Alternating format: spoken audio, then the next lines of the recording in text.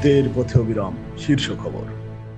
তুষারঝড়ের কবলে ২০ কোটি মানুষ, মৃত্যু ১২। যুক্তরাষ্ট্রের বিশাল এলাকা জুড়ে বয়ে যাওয়া তুষারঝড়ে দেশটির প্রায় ২০ কোটি মানুষের জীবন বিপর্যয়ের মুখে পড়েছে। গত বৃহস্পতিবার ও শুক্রবারের এই তুষারঝড়ে এখন পর্যন্ত ১২ জনের মৃত্যুর খবর পাওয়া গেছে। শীতকালীন এই তুষারঝড়ে ১০ লাখের বেশি মানুষ বিদ্যুৎ ও পানির সরবরাহ সেবা থেকে বঞ্চিত হয়েছেন। এ সময় হাজার হাজার ফ্লাইট বাতিল করা হয়েছে। গত শুক্রবার যুক্তরাষ্ট্রের কেন্দ্রীয় আবহাওয়া দপ্তর ন্যাশনাল ওয়েদার সার্ভিস NWS জানিয়েছেন, তুষারঝড়টি তার ব্যাপ্তি ছিল দেশটির দক্ষিণাঞ্চলীয় অঙ্গরাজ্য টেক্সাস থেকে সর্ব উত্তরাঞ্চলীয় রাজ্য মাইন পর্যন্ত, অর্থাৎ ৩,২০০ কিলোমিটারেরও বেশি। এই ঝড়কে যুক্তরাষ্ট্রের ইতিহাসে অন্যতম বৃহৎ প্রাকৃতিক দুর্যোগ বলে বিবৃতিতে উল্লেখ করেছে NWS। শেষ খবর পাওয়া পর্যন্ত ঝড়ের তেজ খানিকটা কমে এলেও এখনও দেশটির বেশিরভাগ অঙ্গরাজ্যে আবহাওয়া পুরোপুরি স্বাভাবিক হয়নি। ব্রিটিশ কলাম্বিয়া থেকে নিউ ফাউন্ডল্যান্ড পর্যন্ত দেশের বেশিরভাগ অংশে এখনও চরম ঠান্ডা।